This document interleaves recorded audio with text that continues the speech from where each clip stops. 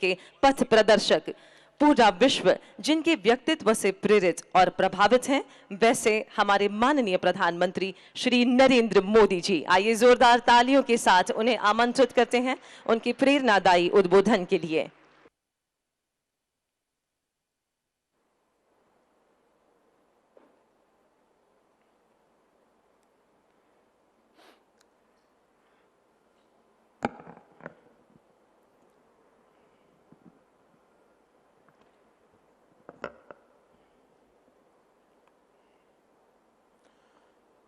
गुजरात के मुख्यमंत्री श्री विजय रूपाणी जी,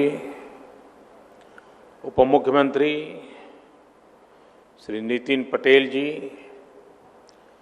गुजरात सरकार के मंत्रीगण, सांसदगण और मेरे प्यारे भाइयों और बहनों,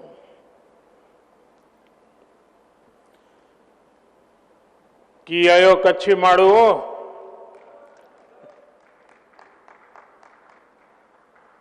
शी केड़ो आए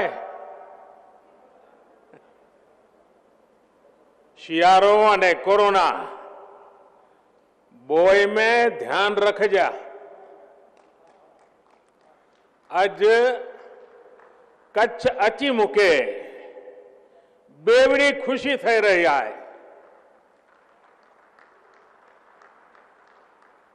बेवड़ी एटले आए कि कच्छड़ो मुझे दिल जे बोरो आए।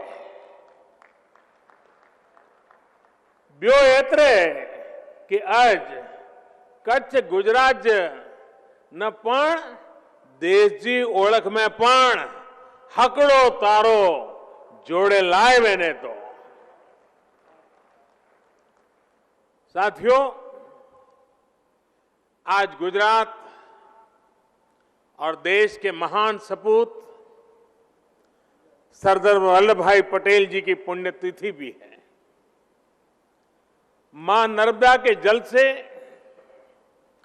गुजरात का कायाकल्प करने का सपना देखने वाले सरदार साहब का सपना तेजी से पूरा हो रहा है। केवड़िया में उनकी दुनिया की सबसे ऊंची प्रतिमा हमें दिन रात एकजुट होकर देश के लिए काम करने की प्रेरणा देती है।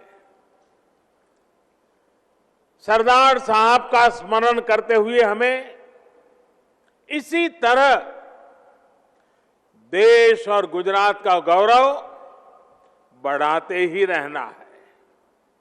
साथियों, आज कच्छ में भी नई ऊर्जा का संचार हो रहा है। सोचिए, हमारे कच्छ में दुनिया का सबसे बड़ा हाइब्रिड रिन्यूएबल एनर्जी पार्क, और ये कितना बड़ा है? जितना बड़ा सिंगापुर देश है,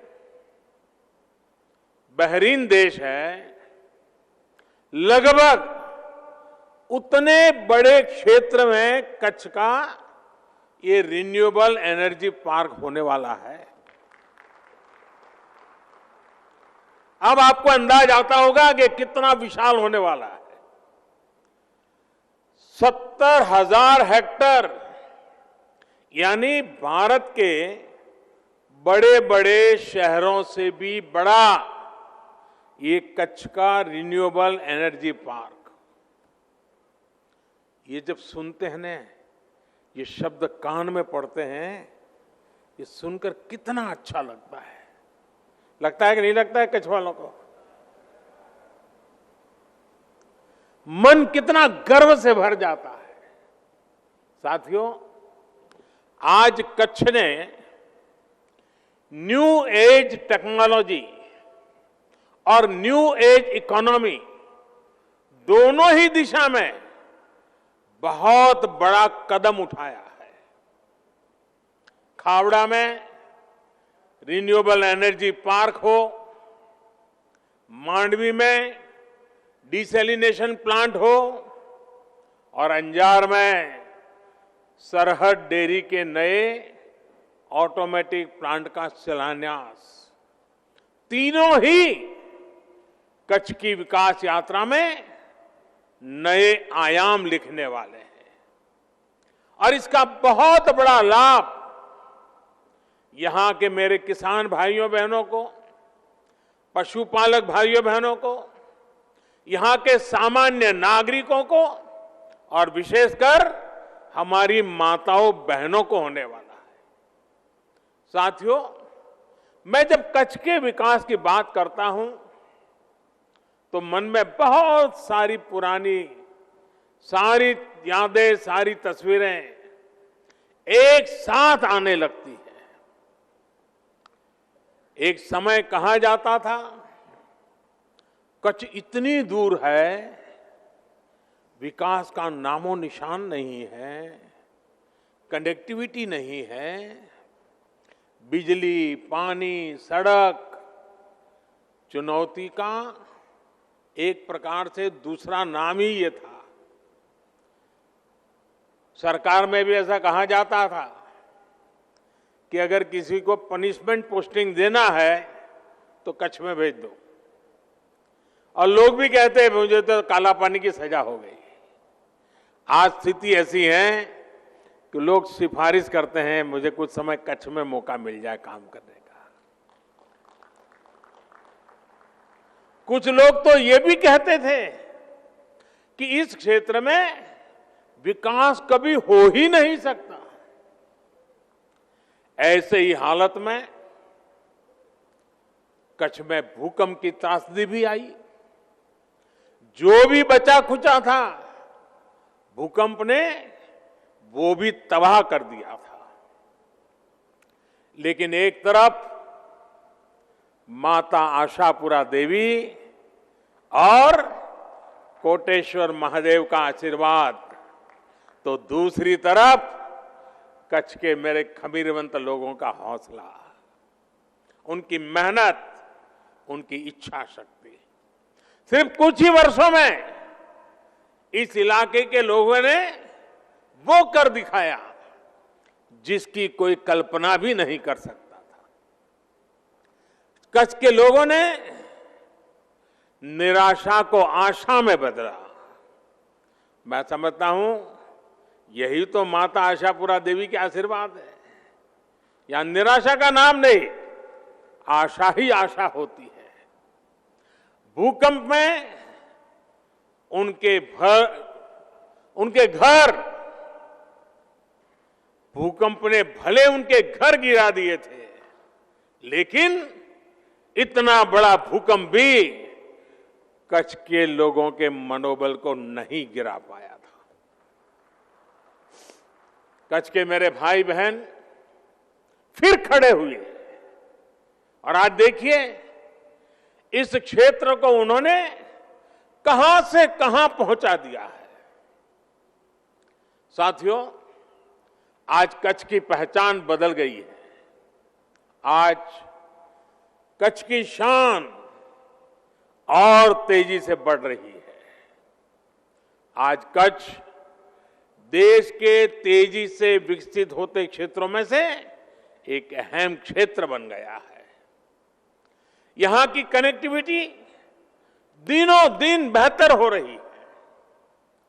इस सीमावर्ती इलाके में लगातार पलायन, और पहले तो जनसंख्या का हिसाब देख लीजिए, माइनस ग्रोथ होता था, और जगह पे जनसंख्या बढ़ती थी, यहां कम होती थी क्योंकि लोग चले जाते थे। और ज्यादातर सीमावर्ती इलाके से लोग पलायन कर जाते थे, और उसके कारण सुरक्षा के लिए भी मुश्किल पैदा होना बहुत स्वाभाविक था। अब जब पलायन रुका है तो जो गांव कभी खाली हो रहे थे उनमें रहने के लिए लोग वापिस आते जा रहे हैं। इसका बहुत बड़ा प्रभाव, सकारात्मक प्रभाव राष्ट्रीय सुरक्षा पर भी पड़ा है।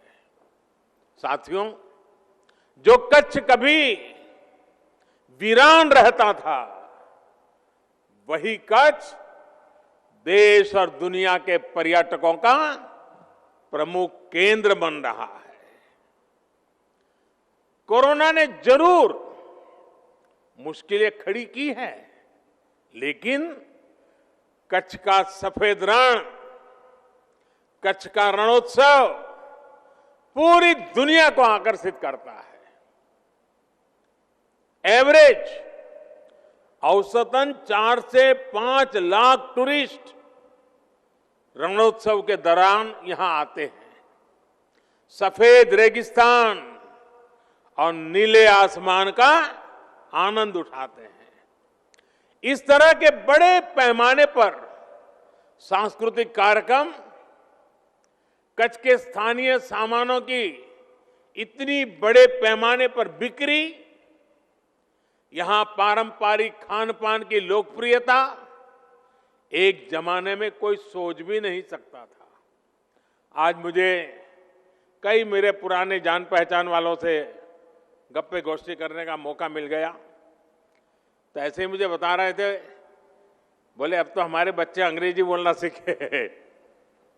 मैंने कहा कैसे?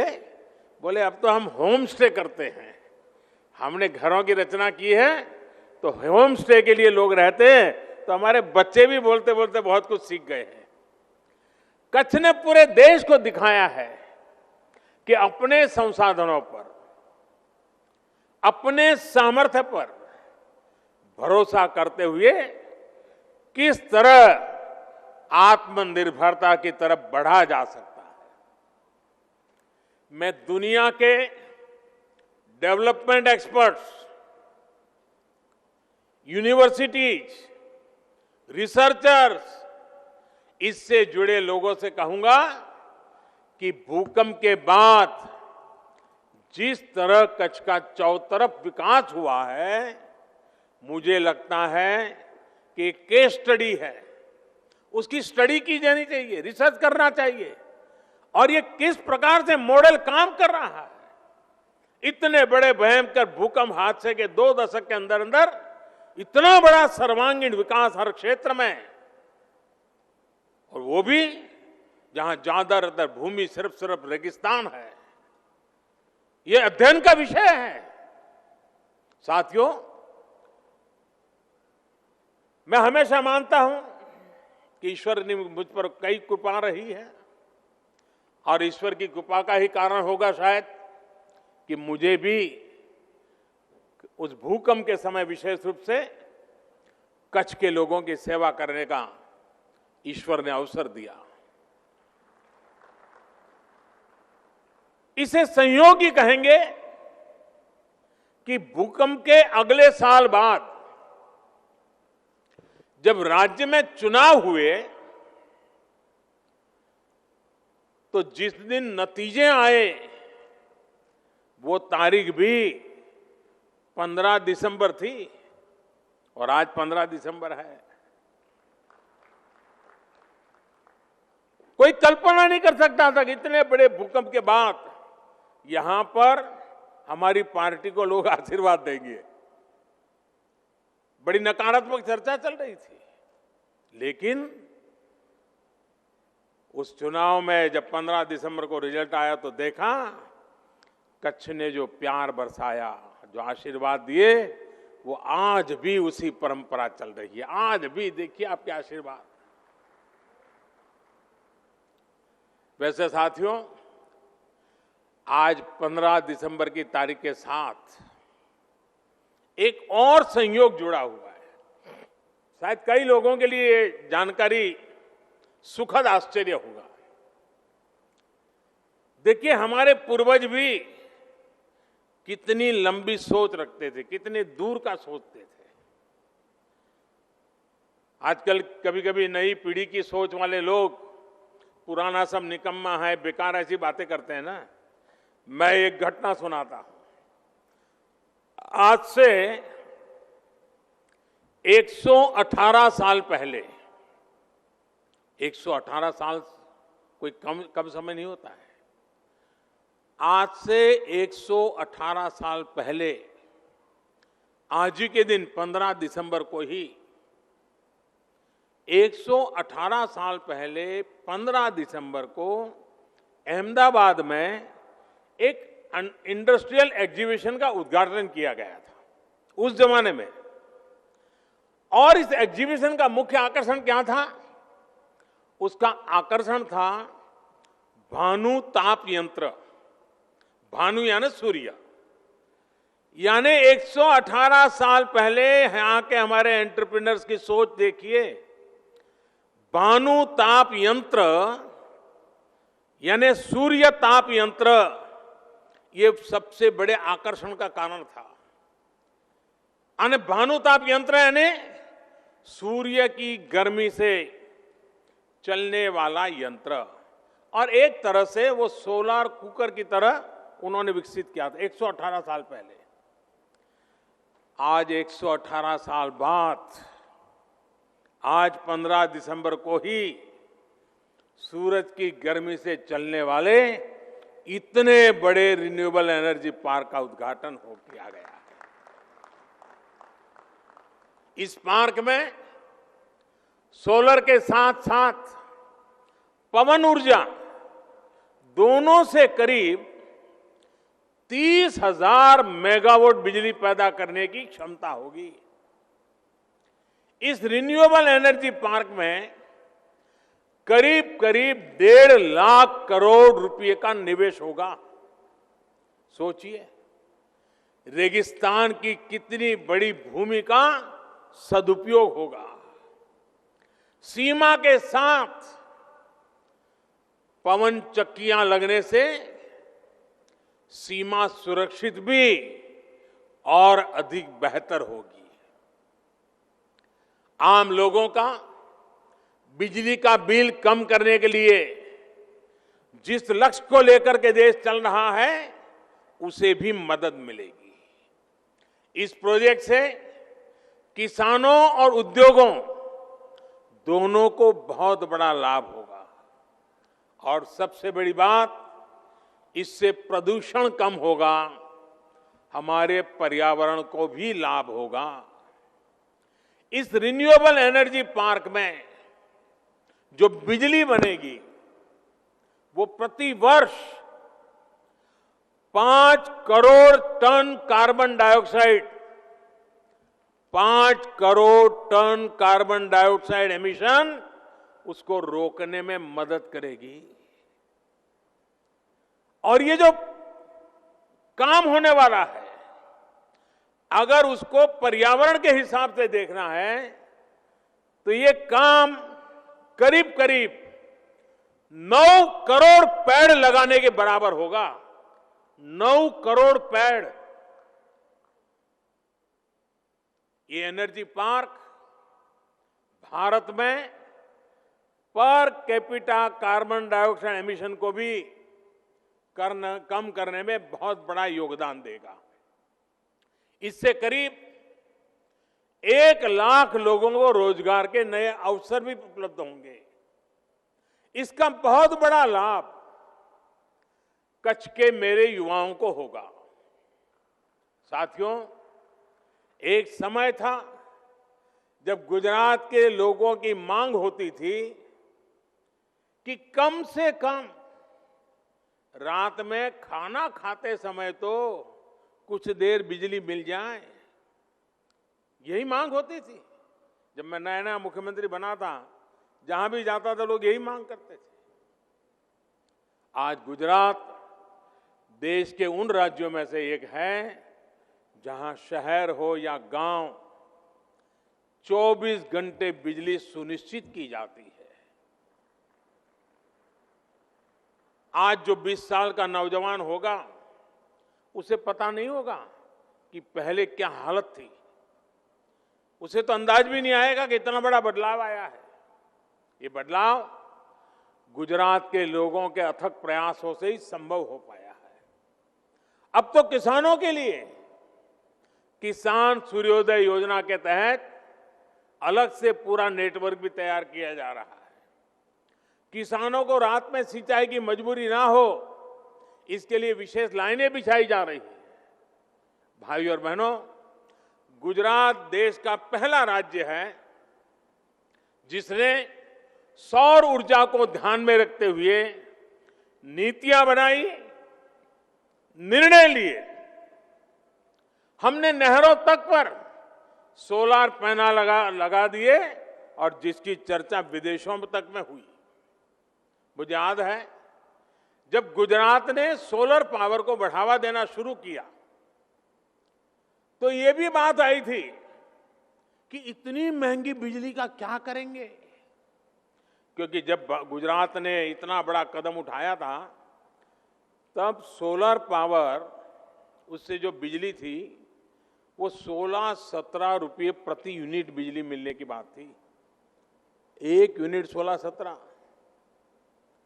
लेकिन भविष्य की संभावनाओं को देखते हुए गुजरात ने इस पर काम जारी रखा।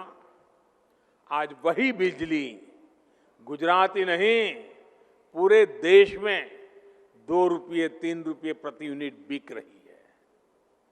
गुजरात ने तब जो काम किया था उसके तब के अनुभव आज देश को दिशा दिखा रहे हैं।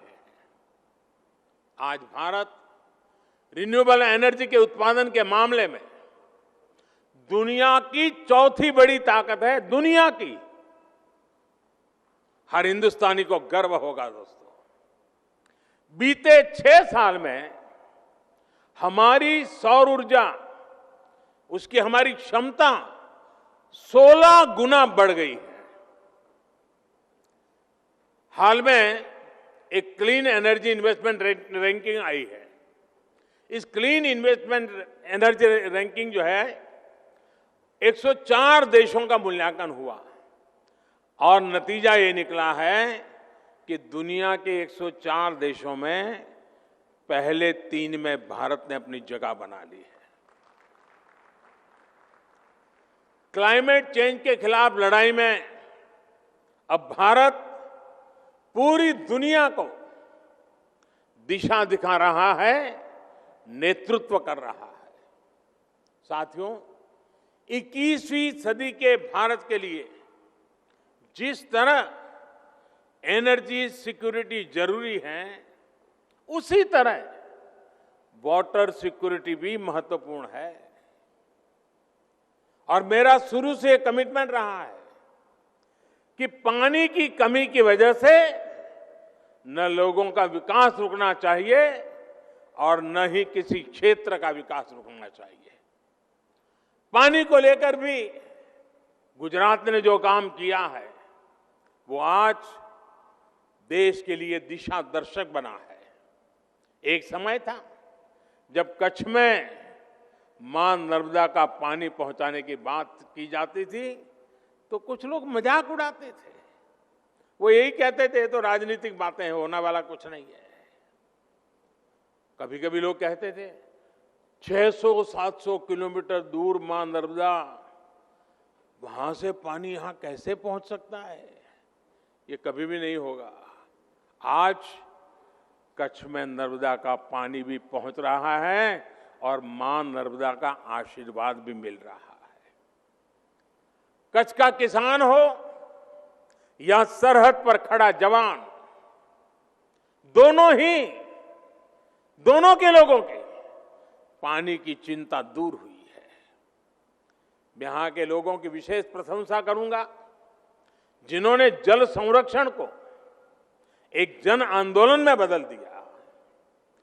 गांव गांव में लोग आगे आए, पानी समितियां बनी, महिलाओं ने भी मोर्चा संभाला, चेक डैम्स बनाए, पानी की टंकियां बनाई, नहरें बनाने में मदद की।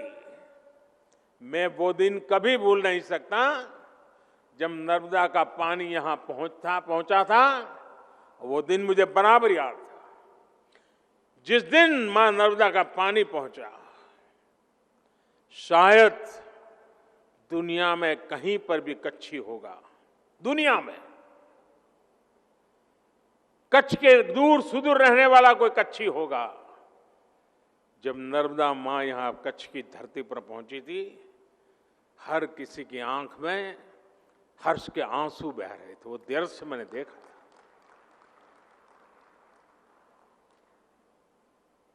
पानी क्या है, ये कच्छ के लोग जितना समझ सकते हैं शायद कोई समझ सकता है। गुजरात में पानी के लिए जो विशेष ग्रिड बनाए गए, नहरों का जाल बिछाया गया, उसका लाभ अब करोड़ों लोगों को हो रहा है। यहां के लोगों के प्रयास राष्ट्रीय स्तर पर जल जीवन मिशन का भी आधार बने हैं। देश में हर घर में पाइप से पानी पहुंचाने का अभियान तेज गति से चल रहा है। सिर्फ 1.25 साल के भीतर इस अभियान के तहत करीब करीब 3 करोड़ घरों तक पानी का पाइप पहुंचाया गया है। यहां गुजरात में भी 80% से अधिक घरों में नल से जल की सुविधा पहुंच चुकी है। मुझे बताया गया है कि अगले कुछ समय में ही गुजरात के हर जिले में पाइप से पानी की सुविधा उपलब्ध हो जाएगी। भाइयों और बहनों, पानी को घरों तक पहुंचाने के साथ साथ पानी के नए स्रोत बनाना भी बहुत जरूरी है। इसी लक्ष्य के साथ ही समंदर के खारे पानी को शुद्ध करके इस्तेमाल करने की व्यापक योजना पर भी काम हो रहा है। मांडवी में तैयार होने वाला desalination plant, Narmada grid, SAUNI network और वेस्ट वाटर ट्रीटमेंट जैसे प्रयासों को और विस्तार देगा। पानी सफाई का ये प्लांट जब तैयार हो जाएगा तो इससे मांडवी के अलावा मुंद्रा, नखत्राना, लखपत और अबड़ासा के लाखों परिवारों को इसका लाभ होगा। इस प्लांट से इन क्षेत्र के करीब करीब 8 लाख लोगों को रोज टोटल मिलाकर के 10 करोड़ लीटर साफ पानी की सप्लाई हो सकेगी। एक और लाभ ये होगा कि सैकड़ों किलोमीटर दूर से यहां आ रहा नर्मदा का पानी, उसका भी हम ज्यादा अच्छा सदुपयोग कर पाएंगे।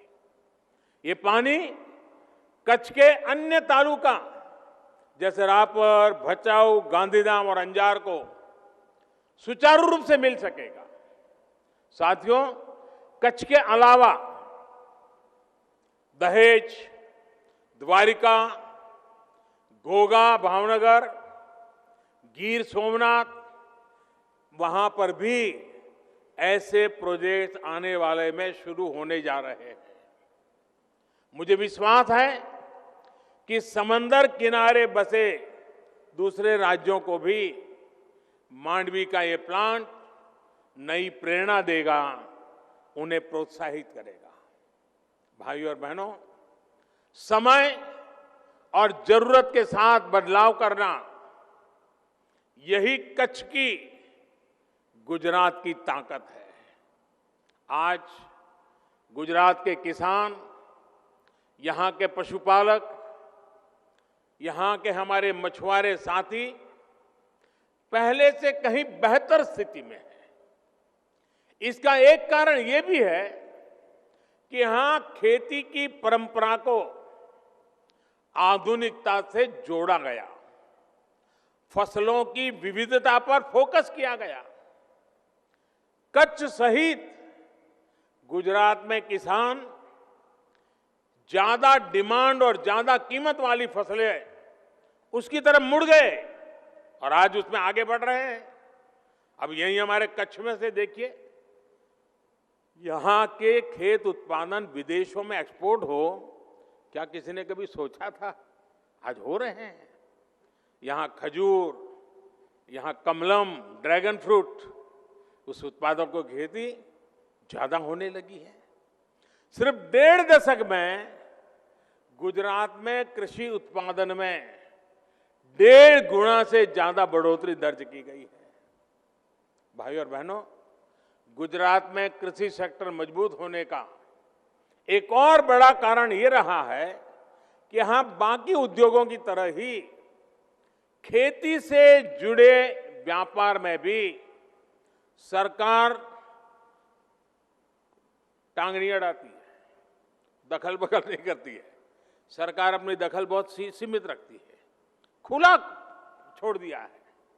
आज हम देखते हैं कि डेयरी और फिशरीज, इससे जुड़े दो सेक्टर ऐसे हैं जो देश में सबसे तेजी से विकास हो रहा है। बहुत कम लोगों ने इसका स्टडी किया है, बहुत कम लोग इसको लिखते हैं। गुजरात में भी दूध आधारित उद्योगों का व्यापक प्रसार इसलिए हुआ क्योंकि इसमें सरकार की तरफ से पाबंदियां कम से कम रही। सरकार जरूरी सहूलियत देती है, बाकी का काम या तो कोऑपरेटिव सेक्टर वाले करते हैं या तो हमारे किसान भाई बहन करते हैं। अब आज अंजार की सरहद डेयरी भी इसका एक उत्तम उदाहरण है। मुझे याद है जब मैं कच्छ में डेयरी होनी चाहिए इस बात को लेकर के शुरू में बात करता था, तो जिससे मिलूं सब निराशा की बात करते, सब कहते थे साहब क्या अब यहाँ क्या, ठीक है थोड़ा बहुत हम इधर उधर कर देते हैं। मैंने कहा भाई छोटे से भी शुरू करना है, देखते हैं क्या होता है। वो छोटा सा काम आज कहां पहुंच गया देखिए। इस डेयरी ने कच्छ के पशुपालकों का जीवन बदलने में बड़ी भूमिका निभाई है। कुछ साल पहले तक कच्छ से, और वो भी बहुत कम मात्रा में, दूध को प्रोसेसिंग के लिए गांधीनगर की डेयरी में लाया जाता था, लेकिन अब वही प्रोसेसिंग अंजार के डेयरी प्लांट में हो रही है। इससे हर दिन ट्रांसपोर्टेशन में ही किसानों के लाखों रुपए बच रहे हैं। अब सरहद डेयरी के ऑटोमेटिक प्लांट की क्षमता और बढ़ने जा रही है। आने वाले दिनों में यहां का डेयरी प्लांट हर दिन 2 लाख लीटर ज्यादा दूध की प्रोसेसिंग करेगा। इसका आसपास के जिलों के पशुपालकों को बहुत लाभ होगा।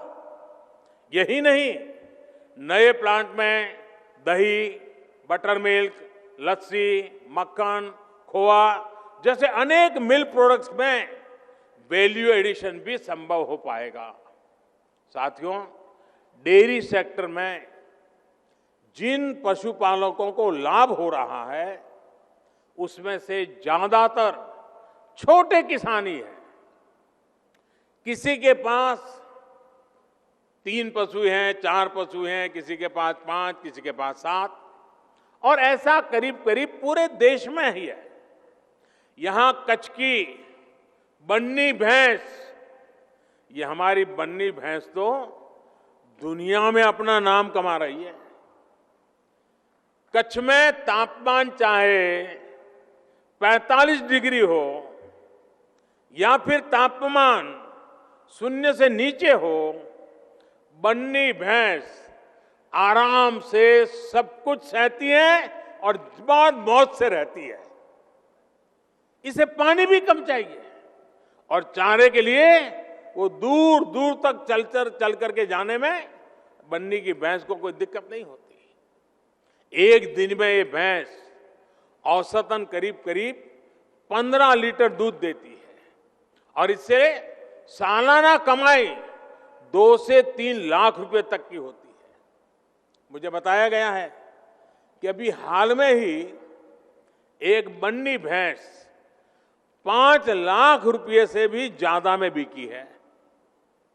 देश के और लोग सुनते होंगे, उनको आश्चर्य होगा, बन्नी की भैंस 5 लाख रुपया, यानी जितने में 2 छोटी कार खरीदे इतने में बन्नी की एक भैंस मिलती है। साथियों, साल 2010 में बन्नी भैंस को राष्ट्रीय मान्यता भी मिली थी। आजादी के बाद भैंस की ये पहली ब्रीड थी जिसे राष्ट्रीय स्तर पर इस तरह की मान्यता मिली। साथियों, बन्नी भैंस के दूध का कारोबार और उसके लिए बनी व्यवस्था यहां कच्छ में बहुत सफल रही है। देश में बाकी जगह पर भी दूध उत्पादक और दूध का व्यवसाय करने वाला प्राइवेट और कोऑपरेटिव सेक्टर दोनों एक दूसरे से जुड़े हैं और एक बेहतरीन सप्लाई चेन उन्होंने खड़ी की है। इसी तरह फल सब्जी से जुड़े व्यवसाय में भी ज्यादातर बाजारों पर सरकारों का सीधा दखल नहीं है।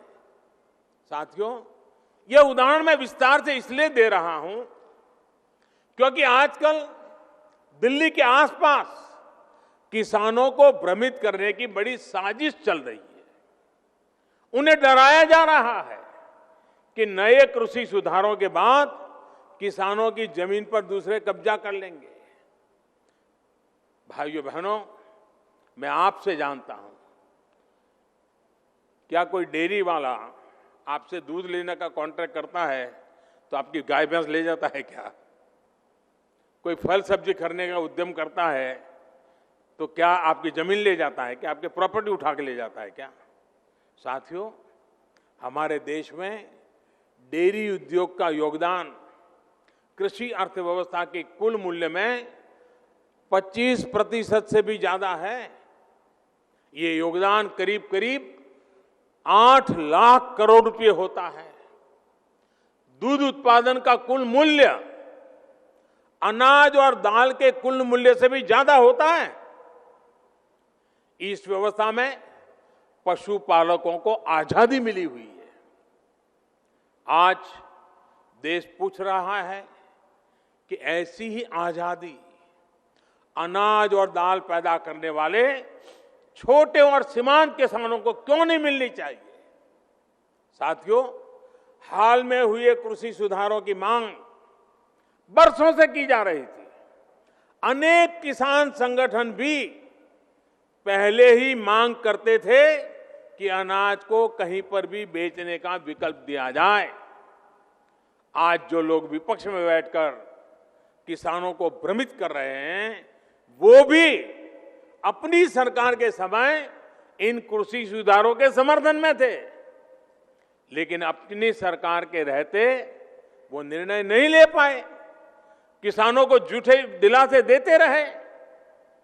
आज जब देश ने यह ऐतिहासिक कदम उठा लिया तो यही लोग किसानों को भ्रमित करने में जुट गए हैं। मैं अपने किसान भाई बहनों से फिर एक बार कह रहा हूं, बार बार दोहराता हूं कि उनकी हर शंका के समाधान के लिए सरकार 24 घंटे तैयार है। किसानों का हित पहले दिन से हमारी सरकार की सर्वोच्च प्राथमिकताओं में से एक रहा है। खेती पर किसानों का खर्च कम हो, उन्हें नए नए विकल्प मिले, उनकी आय बढ़े, किसानों की मुश्किलें कम हो, इसके लिए हमने निरंतर काम किया है। मुझे विश्वास है हमारी सरकार की ईमानदार नीयत, हमारी सरकार के ईमानदार प्रयास और जिसको करीब करीब पूरे देश ने आशीर्वाद दिए हैं, देश के हर कोने के किसानों ने आशीर्वाद दिए हैं। मुझे विश्वास है कि किसानों के आशीर्वाद की ये ताकत, देश भर के किसानों के आशीर्वाद की ताकत, जो भ्रम फैलाने वाले लोग हैं, जो राजनीति करने पर तुले हुए लोग हैं, जो किसानों के कंधे पर बंदूकें फोड़ रहे हैं, देश के सारे जागरूक किसान उनको भी परास्त करके रहेंगे। भाइयों बहनों, इसी के साथ मैं फिर एक बार कच्छ को अनेक अनेक बधाई देता हूं। अभी कुछ देर में जब मैं यहां आया हूं तो रणोत्सव के प्रति मेरा आकर्षण तो रहता ही है। कच्छ की विरासत, यहाँ की संस्कृति को नमन कर रहे एक और कार्यक्रम रणोत्सव का भी हिस्सा लूंगा। फिर से एक बार थोड़ा उस पल को जीने का प्रयास करूंगा। कच्छ के विश्व प्रसिद्ध व्हाइट डेजर्ट की यादें भी अपने साथ फिर एक बार आज दिल्ली ले चलता चला जाऊंगा। कच्छ विकास की नई ऊंचाइयां छूता रहे, मेरी हमेशा यही कामना रहेगी।